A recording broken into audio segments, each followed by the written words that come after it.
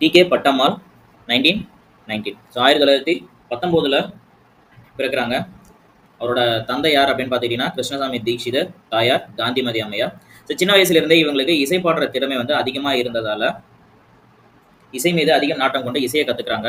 1929ல் அவங்களோட 10 வயசில் மெட்ராஸ் கார்பரேஷன் வானொலி இருக்கு இல்லையா, ஸோ அந்த காலத்தில் தான் இப்போ தான் வந்து நமக்கு டெலிவிஷன் இது எல்லாமே வந்தது. ஸோ அதுக்கு முன்னாடி வந்து எல்லாமே எப்படி இருந்திருக்கும் அப்படின்னா வானொலியிலிருந்து தான் கேட்டுட்டு இருப்பாங்க. இன்னைக்கு வரைக்குமே வானொலி தான். அந்த காலத்தில் வந்து கிராமத்தில் இருக்கவங்க எல்லாருமே ஒரு பெரிய வானொலி பெட்டி இருக்கும், அந்த பெட்டிக்கு முன்னாடி போய்ட்டு உட்காந்துருப்பாங்க. அந்த காலத்தில் வந்தது எல்லாமே இந்த பொதிகை சேனல் தான், அதுல இருந்து தான் வரும். அதே போல் இந்த எஃப்எம்ல வரும் இல்லையா, அதை மட்டும் தான் கேட்டுட்டு இருந்தாங்க. தென் அதுக்கப்புறம் தான் தொலைக்காட்சிக்கு வர ஆரம்பிச்சாங்க. ஸோ இது ஒவ்வொரு இதில் வரும்போது பஞ்சாயத்துக்கு ஒரு தொலைக்காட்சி அப்படின்னு இருக்கும். ஸோ இரவு நேரங்களில் கரெக்டாக ஒரு 7-8 மணின்னு நினைக்கிறேன். ஸோ அந்த டைமில் வந்து அந்த டிவியில் படம் போடுவாங்க.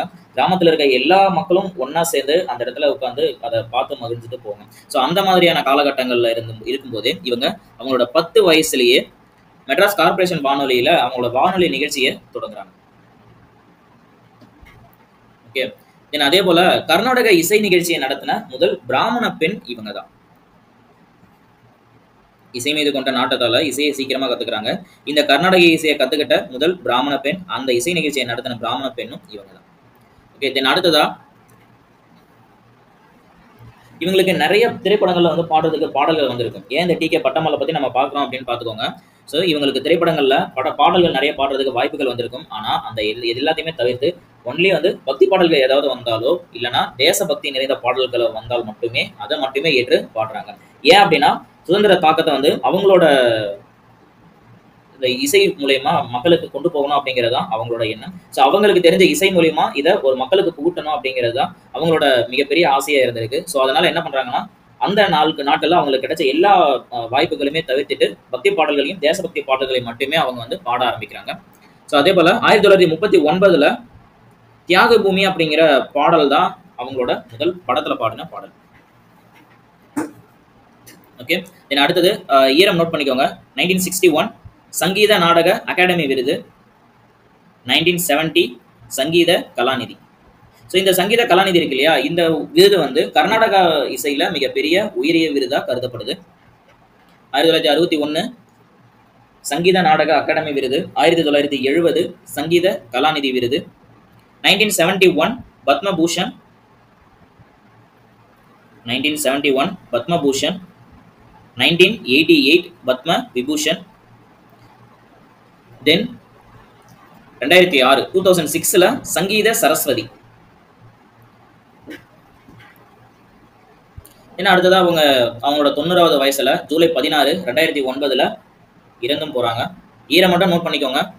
1961 சங்கீத நாடக அகாடமி விருது, 1970 சங்கீத கலாநிதி, 1971 பத்மபூஷன் விருது, 1988 பத்ம விபூஷன், 2006 சங்கீத சரஸ்வதி. ஓகே, நோட் பண்ணியாச்சா? ஜஸ்ட் ஒரு தம்ஸ் அப்.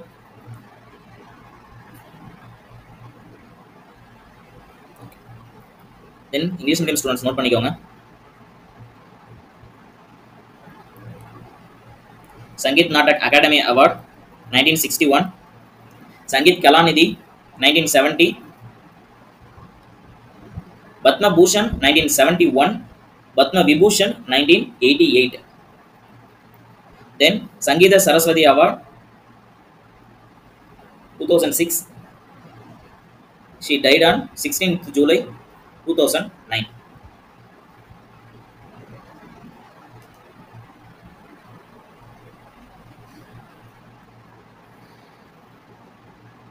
நோட் பண்ணியாச்சா?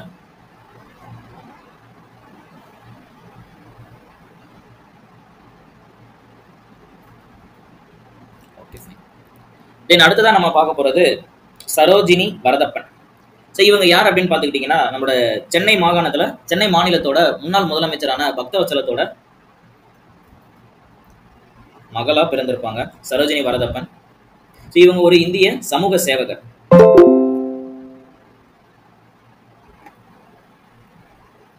ஓகே, ஸோ இவங்க ஒரு இந்திய சமூக சேவகர். எப்போ பிறந்திருப்பாங்க அப்படின்னு பார்த்துக்கிட்டிங்கன்னா செப்டம்பர் 21 1921, செப்டம்பர் 21 1921 பிறப்பு.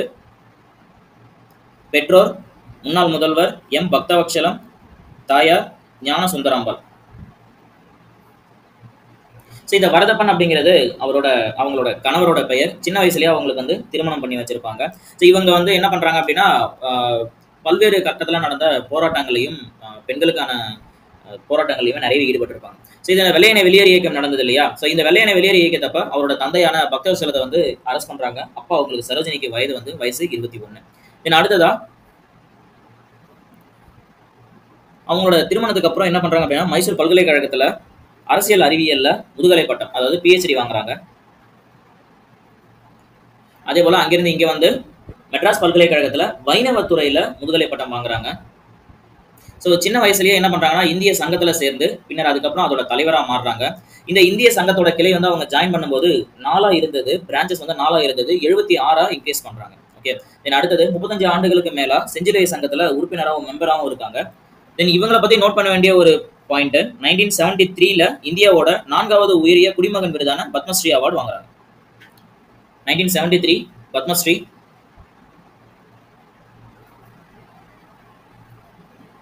ஸோ இவங்களோட 80வது வயசுல 2001ல 2 ஆய்வறிக்கையை வெளியிடுறாங்க. ஒன்னு சமூக சேவை, இன்னொன்னு சுவாமி நாராயணன் இயக்கம். 2 அறிக்கையை வெளியிடுறாங்க, சாரி ஆய்வறிக்கையை வெளியிடுறாங்க ரிசர்ச் பண்ணி. ஸோ இந்த 2 தலைப்புகள்ல முனைவர் பட்டமும் PhD வாங்குறாங்க. 2005ல 2004வது வருஷத்துக்கான ஜானகி தேவி பஜாஜ் விருதை வாங்குறாங்க.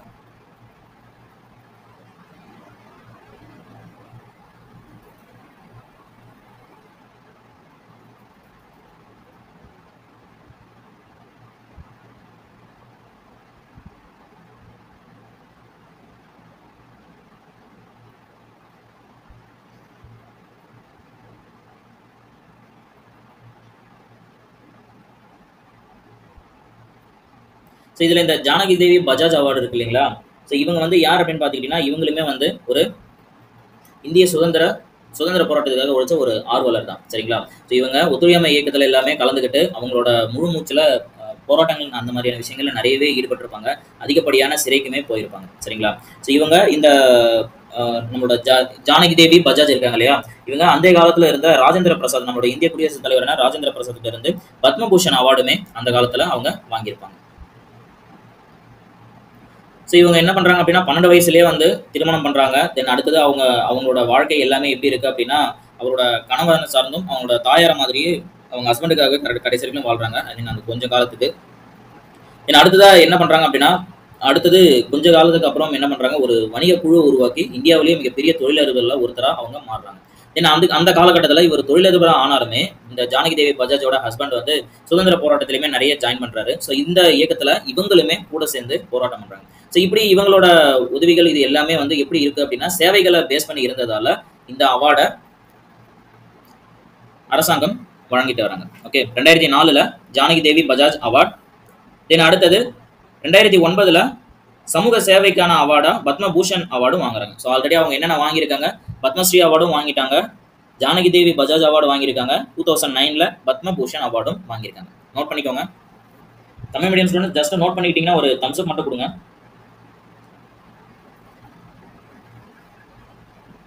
ஓகே ஃபைன், நோட் பண்ணிக்கோங்க. பத்மஸ்ரீ அவார்ட் 1973. தென் அவங்க வெளியிட்ட 2 thesis, social service and Swami Narayanan movement. Then அடுத்ததா ஜானகி தேவி பஜாஜ் அவார்ட் 2004. இது எப்போ 2004க்கான அவார்டு. அது எப்போ கொடுக்குறாங்கன்னா 2005ல கொடுக்குறாங்க. ஓகே, தென் ஃபைனலா பத்மபூஷன் 2009ல வாங்குறாங்க. நோட் பண்ணிட்டா ஜஸ்ட் ஒரு தம்ஸ் அப் கொடுங்க.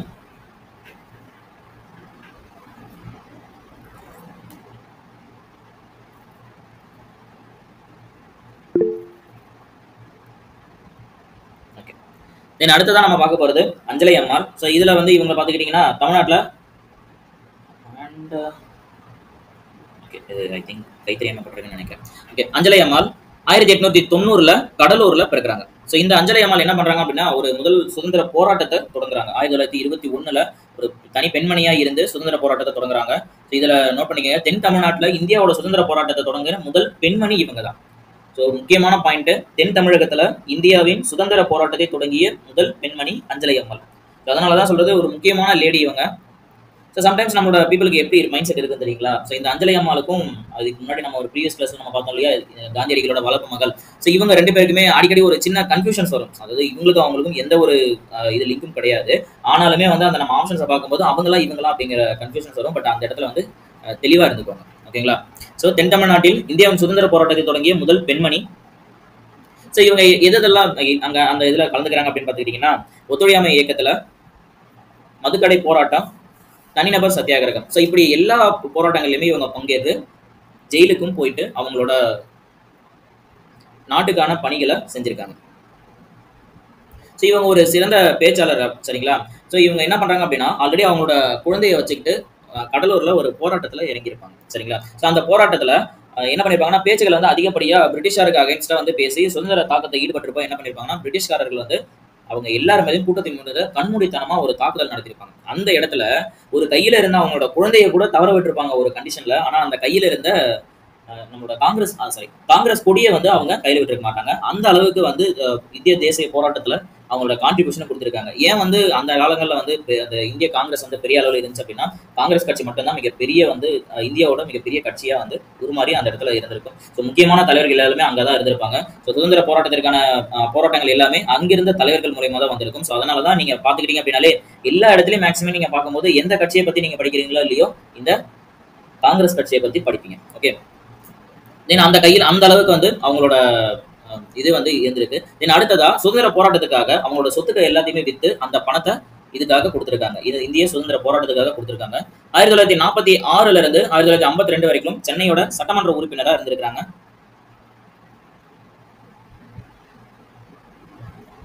அவங்களோட குழந்தையான அம்மா கண்ணுவையும் சுதந்திர போராட்டத்துக்கு அனுப்புறாங்க. அவங்களுமே அவங்களோட 9வது வயசில் இருக்கும்போதே 4 ஆண்டுகள் வந்து சிறைக்கு அனுப்பப்படுறாங்க. ஸோ அந்த அளவுக்கு இந்திய சுதந்திரத்திற்காக தன்னோட குழந்தை அப்படின்றது கூட பார்க்காம போராட்டத்தில் ஈடுபடுத்துற அளவுக்கு அவங்களோட சுதந்திர தாகம் அந்த அளவுக்கு இருந்திருக்கு. தென் கடைசியா 1961 பிப்ரவரி 20 இறந்து போறாங்க அஞ்சலி அம்மா.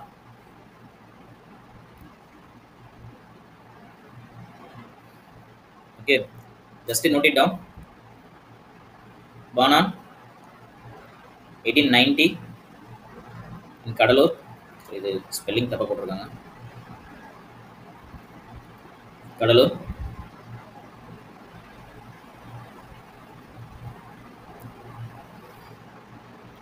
So she participated in non-cooperation movement, liquor shop struggle, individual satyagraha. So தனிநபர் சத்தியாகிரகத்திலுமே 1941 அவங்க பங்கேற்றிருப்பாங்க. ஸோ மெட்ராஸ் லெஜிஸ்லேட்டிவ் அசம்பிளியில ஒரு மெம்பரா 1946 இருந்து 1952 வரைக்கும் இருந்திருப்பாங்க. தென் ஃபைனலா பிப்ரவரி 20 1961 இறந்திருப்பாங்க. ஓகே, அடுத்ததான் நம்ம பார்க்க போறது வேலு நாச்சியார். ஆல்ரெடி நம்ம ப்ரீவியஸ் கிளாஸ்ல இவங்களை பத்தி நம்ம பார்த்துருக்கோம்.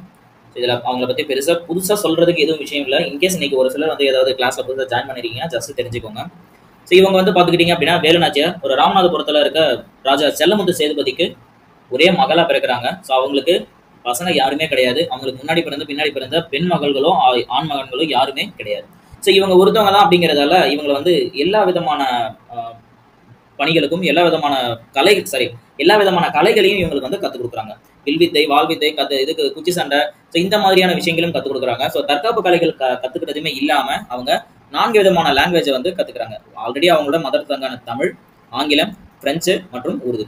ஸோ இந்த ஆல்ரெடி நம்ம ப்ரீவியஸ் கிளாஸ்ல சொல்லியிருக்கோம் இல்லையா, இந்த உருது மொழி பேசுற திறமையை வச்சுதான் நம்மளோட ஹைதர் அலி கிட்ட இருந்து என்ன பண்ணியிருப்பாங்க, அவங்களுக்கு தேவையான சப்போர்ட்டான குதிரைப்படையையும் காலாட்படையையும் தென் பீரங்கி படைகளையும் அவங்க வாங்கியிருப்பாங்க. ஓகே, ஸோ இவங்க என்ன பண்றாங்கன்னா, இவங்களோட 16 வயசுல சிவகங்கையோட ராஜாவான முத்துவடுகநாதரை வந்து கல்யாணம் பண்றாங்க. ஏன்னா அவங்க 2 பேருக்கும் ஒரு வெள்ளச்சி நாச்சியாருங்கிற மகள் பிறக்கிறாங்க. 1772 ஆற்காடு நவாப் வந்து என்ன பண்றாருன்னா, இவங்களோட காளையார் கோவில் மேல, சிவகங்கையில இருக்க காளையார் கோவில் மேல போர் தொடுக்கிறாரு. இந்த காளையார் கோவில் போர்ல அவரோட கணவரான முத்துவடுகநாதரை கொன்னுறாங்க. தென் இவங்க என்ன பண்றாங்கன்னா, அங்கிருந்து அவங்க மகளோட தப்பிச்சு ஓடி போயிட்டு 8 வருஷம் திண்டுக்கல்ல இருக்க விருப்பாச்சியோட பாளையக்காரரான கோபால நாயக்கர் கிட்ட தஞ்சம் புகுறாங்க. ஸோ அந்த 8 வருஷம் அவங்க அமைதியா இல்லாம அந்த இடத்துல கோபால நாயக்கர், மருது சகோதரர்கள், வேலு நாச்சியார், அப்புறம் அவரோட அமைச்சரான தாண்டவராயர். ஸோ இப்படி ஒரு முக்கியமான கூட்டணிகளை வச்சு என்ன பண்ணியிருப்பாங்கன்னா அங்கே ஒரு திண்டுக்கல் லீகை வந்து கிரியேட் பண்ணியிருப்பாங்க. ஸோ இந்த லீக் மூலமா என்ன பண்ணுவாங்கன்னா ஆங்கிலேயருக்கு அகைன்ஸ்டா போராட்டம் பண்ணியிருப்பாங்க. தென் அடுத்ததா 89 இதுக்கு 1786ல அகைன் அவங்க போராட்டம் பண்ணி அதுல இருந்து வெற்றி பெற்று வந்திருப்பாங்க. தென் அடுத்தது 3 வருஷம் தான் அவங்க உயிரோட இருந்திருப்பாங்க. அடுத்தது 1789ல அவங்க பேத்தி வந்து இறந்திருப்பாங்க. ஸோ அந்த வெள்ளச்சி நாச்சியாரோட மகள் வந்து இறந்திருப்பாங்க. அந்த துயரம் தாங்காமலே படுத்த படுக்கையே ஆயிட்டு அங்க இருந்து அந்த துக்கத்துல இருந்து மீளாமலே இறந்து போயிருப்பாங்க. சரிங்களா? ஸோ இதுல இந்தியாவில் பிரிட்டிஷ் காலனித்துவ சக்தி, அதாவது ஆங்கிலேயர்களை எதிர்த்த முதல் பெண் ஆட்சியாளர் இல்ல முதல் பெண் ராணி வந்து இவங்க தான், வேலு நாச்சியார்.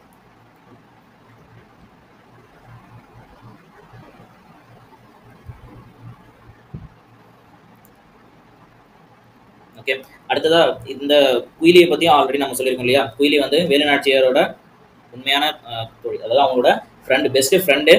இவங்க தான் அந்த காலத்துல என்ன பண்ணுவாங்க அப்படின்னா, இந்த வேலு நாச்சியார் தானே அகேன்ஸ்டா அவங்க திண்டுக்கல் லீக் கிரியேட் பண்ணி ஆங்கிலேயருக்கு அகேன்ஸ்டா போராட்டம் பண்ணியிருப்பாங்க, சரி போர் புரிஞ்சிருப்பாங்க. ஸோ அந்த போர்ல பெண் பிரிவுக்கு வந்து தலைமை யார் தாங்கியிருப்பாங்க அப்படின்னு பாத்தீங்கன்னா இந்த குயிலி தான் தாங்கியிருப்பாங்க. இதுல உடையாள் அப்படிங்கிற ஒரு கேரக்டர் வந்து சம்மந்தமே இல்லாத அவங்கள வந்து சாகடிச்சிருப்பாங்க ஆங்கிலேயர்கள். எதுக்காக வந்து பாத்துக்கிட்டீங்க அப்படின்னா இந்த குயிலியை பத்தின டீடைல்ஸ் கேட்டிருப்பாங்க. பட் அதை கடைசி வரைக்குமே அவங்க சொல்ல மாட்டேன் அப்படின்னு சொன்னதால உடையாள் அப்படிங்கிற பெண்ணை வந்து என்ன பண்ணிருப்பாங்க, அங்கேயே வந்து கொண்டு இருப்பாங்க. அதே போல 1780ல 1780ல குயிலி பிரிட்டிஷோட ஆயுத கிடங்குல உள்ள போயிட்டு அவங்களுக்கு அவங்க உடம்புல அவங்களே வந்து தீய வச்சுக்கிட்டு அந்த ஆயுத கிடங்குல நுழைஞ்சு அவங்கள வெடிமருந்துகள் எல்லாத்தையுமே அழிச்சிருப்பாங்க. ஸோ இந்த வெடிமருந்துகள் அழிச்சதால ஆயுத கிடங்குகள்ல வெடிபொருட்கள் எல்லாமே வெடிச்சு அங்க மிகப்பெரிய சேதத்தை உண்டாகி இருக்கும். ஸோ இந்த ஒரு சேதமுமே இங்க வேலு நாச்சியாருக்கு மிகப்பெரிய வெற்றியை வந்து தேடி கொடுக்கறது ஒரு பங்கா அமைஞ்சிருக்கும். ஸோ இதுல வந்து பாத்தீங்கன்னா மருது சகோதரர்களோட அந்த படைகளை வழிநடத்தின விதமும், கோபால நாயக்கர் மற்ற பாளையக்காரர்களோட சப்போர்ட் பிளஸ் ஹைதர் அலி கிட்டே இருந்து வந்த படை சப்போர்ட். ஸோ இது எல்லாமே சேர்ந்துதான் வேலு நாச்சியார் வந்து என்ன பண்ணியிருப்பாங்க, அந்த போர்ல ஜெயிச்சு அகைன் சிவகங்கையை மீட்டு இருப்பாங்க.